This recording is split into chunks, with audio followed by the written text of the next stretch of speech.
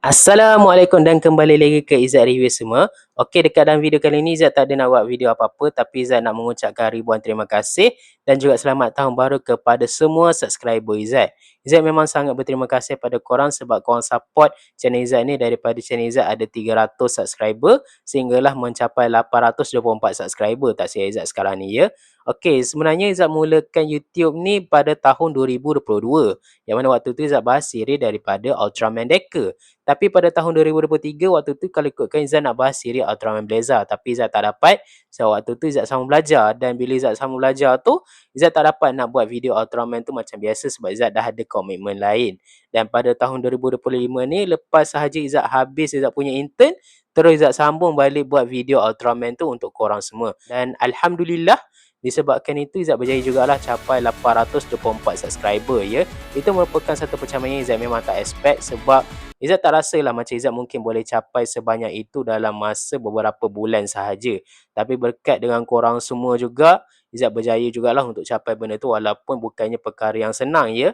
Dan harapan Izzat untuk tahun 2026 nanti adalah, yang pertama tu Izzat nak dapatkan 1k subscriber, dan lepas tu pula Izzat nak cuba dapatkan 4000 watch hour ya. Sebab kalau korang nak tahu, Izzat punya watch hour sekarang ni adalah 1715 ya. Perjalanan tu masih lagi jauh, tapi Izzat yakin kalau Izzat konsisten buat video yang menarik untuk korang semua, insyaAllah Izzat boleh dapat monetization lah daripada channel Izzat ni. Sebab kalau macam kita buat channel YouTube tapi tak dapat monetization ni, macam pelik pula kan. Jadi sebabkan itu Izzat cubalah nak dapatkan monetization dekat channel Izzat ni. Dan Izzat harap korang semua boleh support Izzat, dan Izzat nak mengucapkan terima kasih kepada korang semua yang tak henti-henti komen. InsyaAllah Izzat akan teruskan dengan video Izzat nanti. Izzat akan buat video toko cases lagi. Cuma video tu mungkin akan lambat siap lah sebab Izzat ada video lain. Dan video yang Izzat nak keluarkan seterusnya ni adalah Izzat nak bahas sedikit sebanyak tentang preview daripada Ultraman Omega. So make sure korang semua support video tu.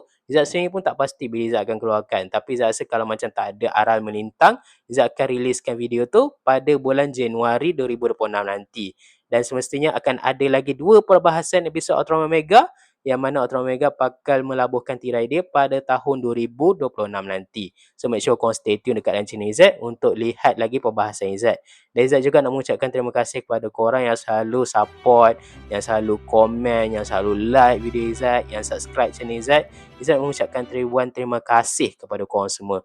Dan Izzat harap semoga Allah sajalah yang dapat balas semua benda baik yang korang buat tu. So Izzat rasa itu sajalah ke video kita hari ini, yang mana Izzat nak menunjukkan Izzat punya minat dan juga Izzat punya terima kasih Izzat kepada korang semua yang selalu support channel Izzat ni.